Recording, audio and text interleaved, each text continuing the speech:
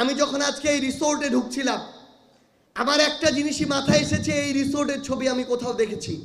আজকে থেকে কয়েক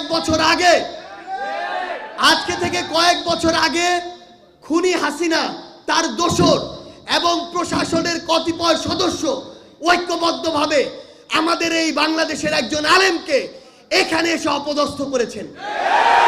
কিন্তু সবচেয়ে গুরুত্বপূর্ণ কথা হচ্ছে, সবার উপরে ওই খুনি হাসিনা নিজেকে মনে করেছিলেন, কিন্তু তার উপরেও যে একজন সৃষ্টিকর্তা আছে সেটা তিনি ভুলে গিয়েছিলেন। সবচেয়ে বড় কথা হচ্ছে, কেউ দেখুক আর না দেখুক, কেউ থাকুক আর না থাকুক, যদি সৃষ্টিকর্তা কাউকে অপদস্থ করতে চায় তাহলে কেউ তাকে আটকাতে পারবে না। খুনি হাসিনাকে দেখে এই শিক্ষা নেওয়া উচিত। একটা মানুষ মুখে চুন কালি মেখে দেশ ছাড়া হলেও যে অবস্থা হয়, তার চেয়ে জঘন্য অবস্থা তার হয়েছে।